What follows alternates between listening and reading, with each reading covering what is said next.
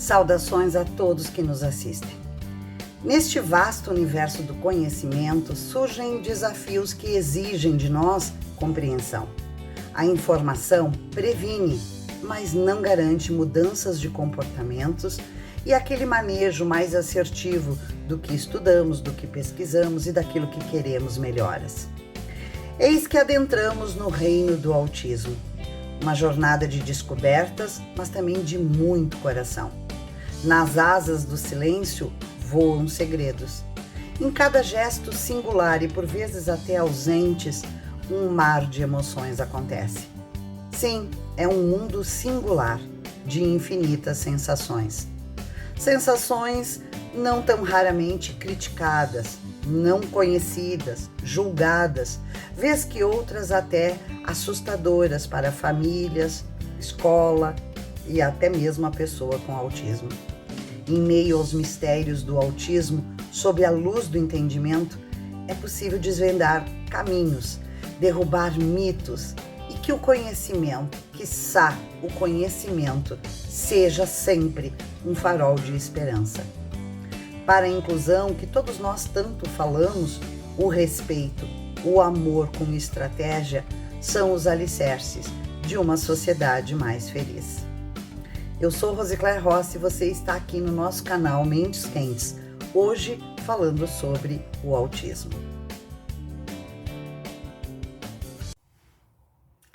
Sejam todos, como sempre, super bem-vindos aqui no nosso canal. As pessoas com autismo, e por favor, não falemos de o autista, porque é importante a gente distinguir a pessoa da patologia. Então, vamos recomeçar. Aquela pessoa que tem autismo costuma, invariavelmente, apresentar dificuldades, são dificuldades significativas de ler, de escrever, de se comunicar e de interagir. Já uma pessoa com Asperger, não sei se vocês já ouviram este termo, se têm acesso a essa nomenclatura, não apresenta atrasos de linguagem, assim como ocorre no autismo, mas também adota um padrão de comportamento social bastante comprometido, embora tenha um pouco mais de flexibilidade do que aquele indivíduo que tem autismo. E essa flexibilidade é o que não o torna tão restritivo às suas funções sociais. Todos os estudos, e são muitos, felizmente, em tempos atuais, em torno do autismo, nos levam a conclusões muito emblemáticas para um manejo mais eficiente na contribuição com aquela pessoa que passa pelas dificuldades que o autismo nos traz. Uma delas é reconhecer que o transtorno já é um espectro quando falamos em autismo. E existe sempre um grande risco, e é isso que eu quero chamar a atenção de vocês, em mudar a rotina de uma pessoa que tem autismo, já que ela não tem grande flexibilidade. Pelo contrário, ela tem uma fixação naqueles rituais que ela elencou importantes, imprescindíveis e inegociáveis para a sua vida. De modo que mudar essa rotina que ela entende como sendo um ritual gera uma confusão mental desastrosa. E é preciso, sim, que todos nós que convivemos com alguém com autismo sejamos empáticos e respeitemos os rituais estabelecidos por quem vive com o transtorno de autismo. Mas vamos conceituar mais pontualmente o autismo de modo que ninguém fique com dúvida, que não façamos confusão, até mesmo com outras patologias. O que é o autismo? A gente pode caracterizar, em última análise, como uma série de inabilidades, principalmente e fundamentalmente na socialização, na comunicação e nos padrões de comportamento, estes que eu falei anteriormente, a níveis de ritual. Uma criança, por exemplo, que tem autismo, certamente, se nós estivermos colocando ao lado de uma outra criança que não tem autismo, a criança da mesma idade, ambas da mesma idade, ela estará, com autismo, estará olhando menos, falando menos, brincando menos, interagindo menos. E quando ela estiver brincando, por exemplo, ela vai brincar da sua maneira em específico e que nem sempre segue aquele comportamento social esperado por uma criança. Quem está ao seu lado, ao lado do autismo, imagina que a criança tenha que correr muito, andar de bicicleta muito, jogar bola muito, e na verdade a criança com autismo não fará nada disso muito. Eu entendo que a questão mais importante no autismo seja a dificuldade exatamente da pessoa compreender as regras que os outros criam para os comportamentos e para a socialização e para aqueles relacionamentos que nós gostemos ou não, sim, já possuem um padrão aceito pela sociedade. Jogar bola, criança, menino é imprescindível. Bem, para o autismo pode não ser. Então, esses comportamentos que esperam-se das crianças, o autismo não compreende, nem mesmo dela brincando, ou com a família, comportamentos com a professora, com a escola.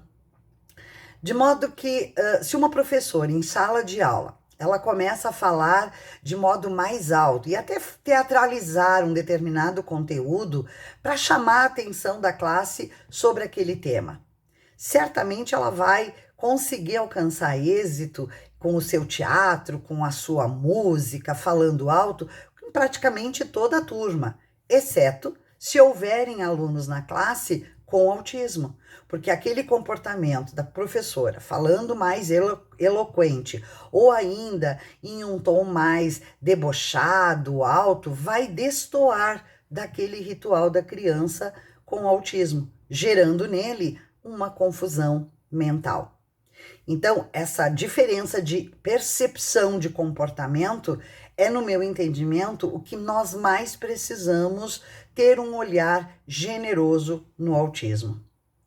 Todos os pais ficam muito ansiosos para identificar em suas crianças, logo que nascem, se poderão ter ou não, ou já têm ou não, o autismo.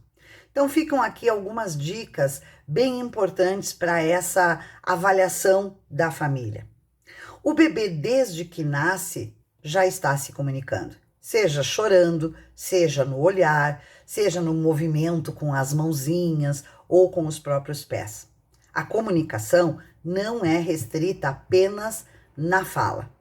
Inclusive, lá por volta dos 2 ou 3 meses, aquele bebê já está balbuciando, embora sejam apenas vogais. Ele vai dizer, ele já está balbuciando. Isso já é comunicação. Aos 6 meses, estes balbúcios já incluem consoantes, tipo mama, papa. Lá pelos 10 meses, pode variar de uma criança para outra, estes balbúcios já são funcionais, ou seja, já existe uma interpretação de que mama se refere à mamãe, que papa se refere ao papai. E na sequência, próximo a 1 ano, ele já está dizendo 10 palavras. Com 1 ano e meio, ele já diz entre 20 e 50 palavras. E aproximadamente nos 2 anos, a criança já responde ao ser questionada. Ela sabe onde é o nariz dela, que aqui é a orelha, que aqui é a bochecha, ela já sabe da mãozinha, do pé, ela já consegue fazer interpretações, inclusive visuais e físicas e espaciais. Ela sabe identificar onde está a mãe dela, a vovó, aquele brinquedo, ela já consegue, mesmo falando poucas palavras, ela já tem uma boa comunicação e uma identificação de espaço e de interpretação.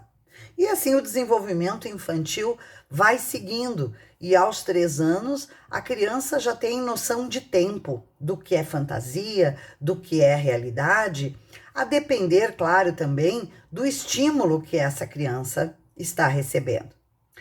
Pois bem, no autismo, por ser um espectro, a ciência classificou em nível 1, nível 2 e nível 3 de suporte, sabendo-se que ao longo da vida uma pessoa com autismo pode transitar dentro destes próprios níveis, estar no nível 3 e com muita terapia e muita prática cognitiva ir para o nível 2 e assim sucessivamente. No nível 1, nós dizemos que existe pouco suporte, porque o nível 1 é considerado um transtorno leve, muito sutil, quase que imperceptível. Existem sim, no nível 1, alguns desafios sociais baseados ainda na dificuldade de interagir e, portanto, fazer amizades, passeios, atividades com coleguinhas. Ainda assim, essa pessoa de nível 1 mantém comportamentos rígidos e a pessoa continua sendo apegada à sua rotina e não aprecia mudanças, como eu falei no início desse vídeo. Para as pessoas diagnosticadas com nível 2, precisa-se de um suporte moderado, diferente daquele do nível 1, um suporte que já se tem mais necessidade de estratégias e de técnicas específicas no autismo.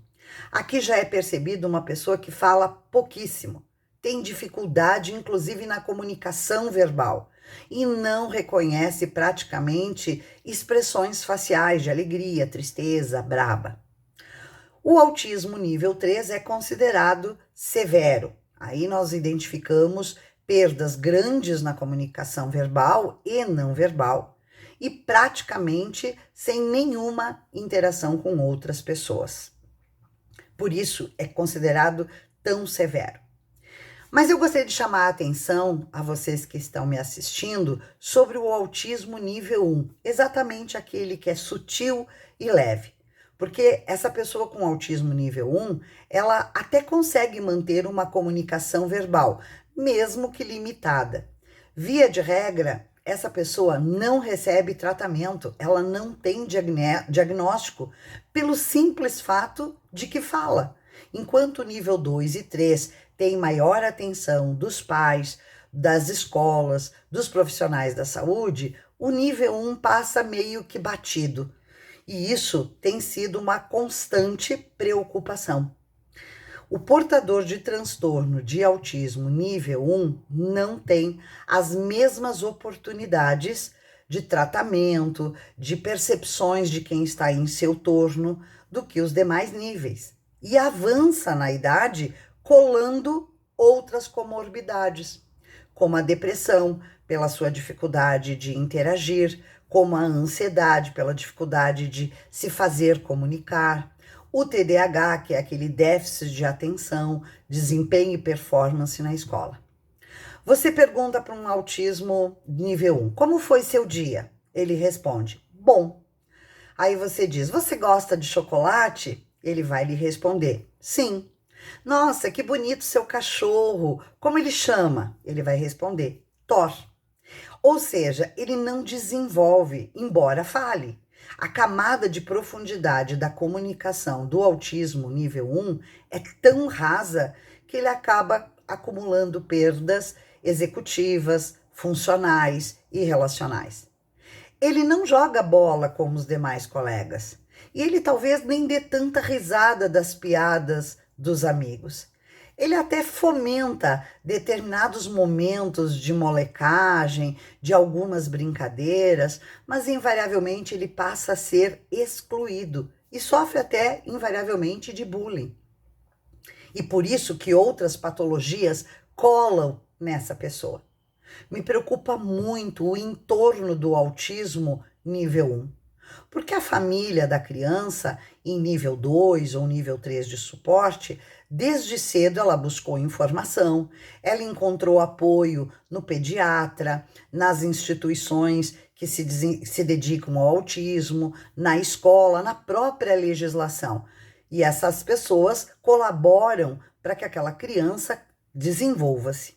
Mas imaginem uma mãe de uma criança nível 1 que fala, portanto, para ela está tudo normal, sem o diagnóstico. Ela espera um comportamento do seu filho igual a das outras crianças.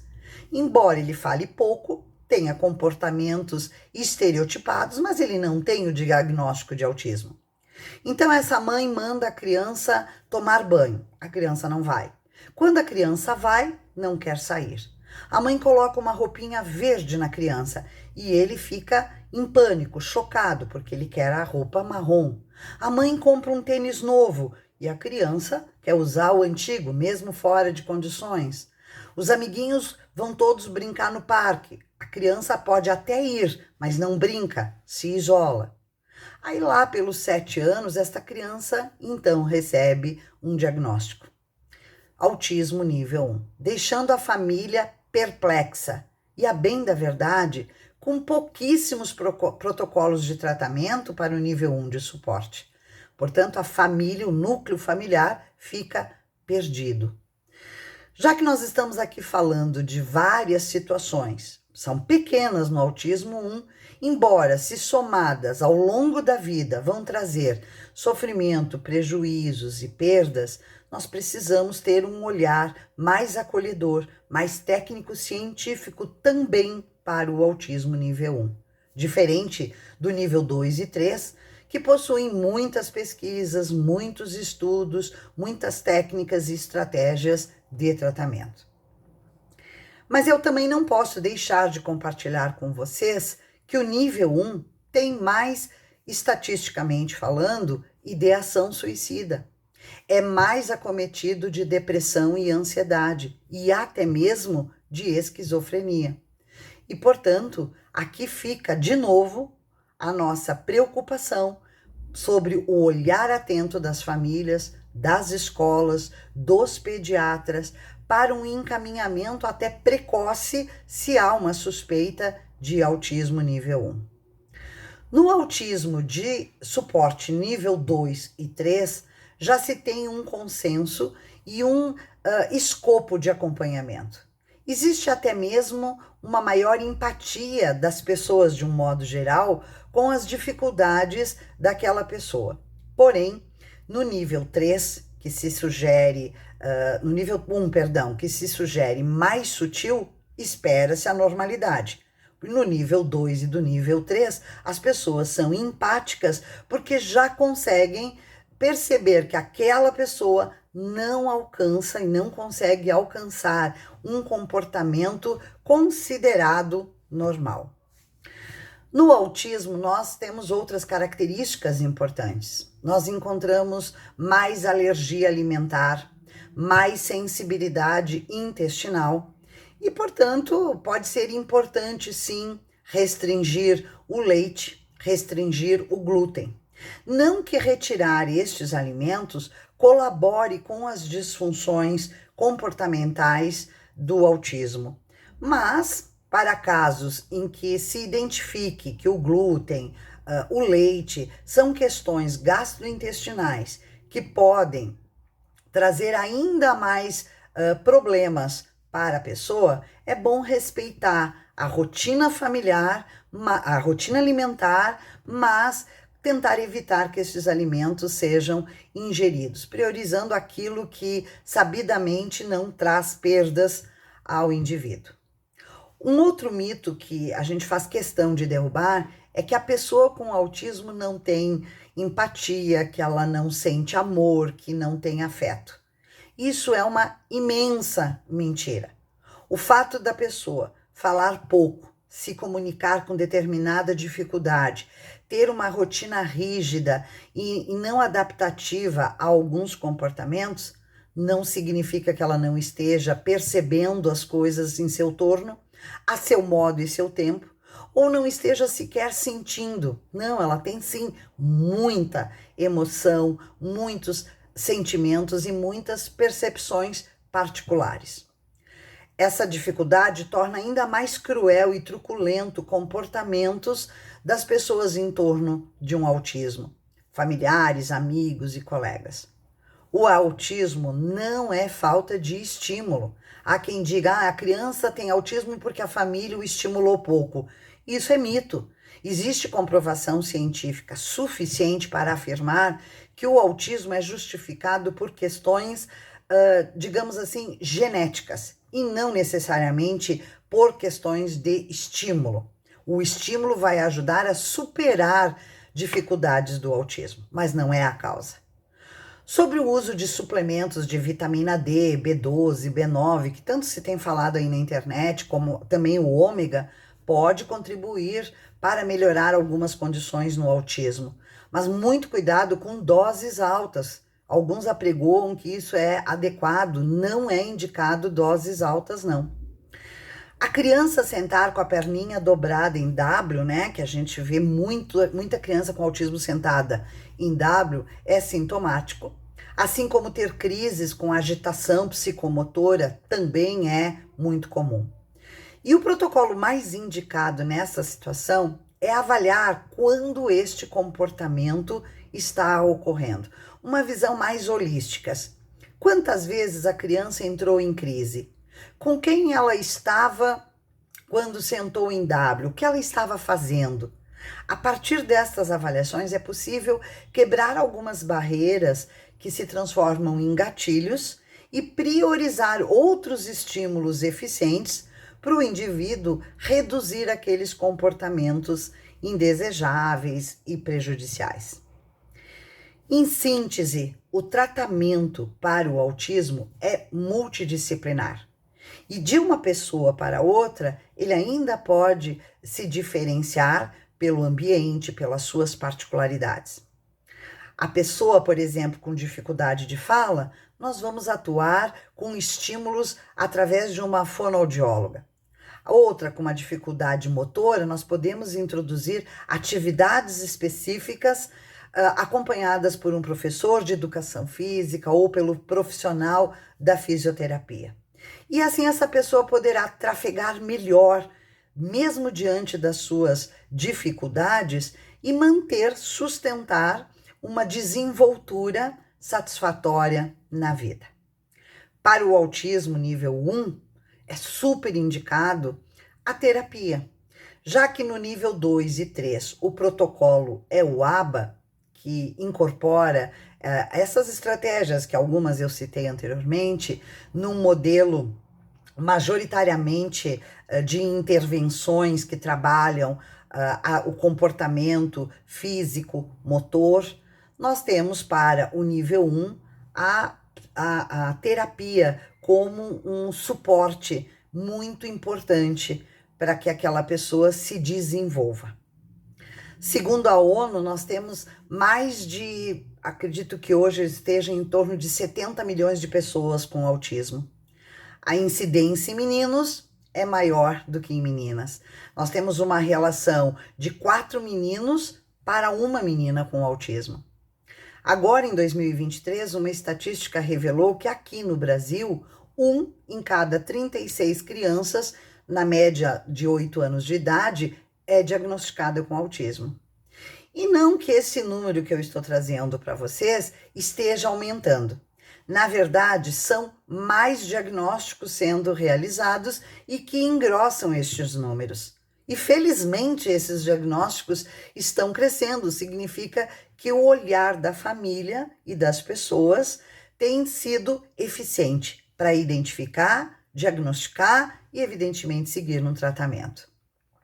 No Brasil, nós temos mais de 5,5 milhões de pessoas com autismo. Então, este é, sem sombra de dúvida, um tema que nós precisamos também conversar mais, levar informações a mais pessoas. E eu convido a todos vocês que estão me assistindo a acompanharem também os próximos vídeos aqui no canal, que nós vamos continuar falando de autismo, não apenas em crianças, mas também em adultos, formas de tratamento, as relações criança-escola, mas os professores que devem estar preparados para o autismo, como se formam monitores no autismo, que atividades podemos estar praticando e que colaboram para que essa vida possa ser mais em paz, próspera e com muita serenidade, porque ninguém neste mundo precisa passar com sofrimentos, dores e sem acolhimento, sem estratégias e sem melhoras. Que todos fiquem bem e nos encontramos no próximo vídeo.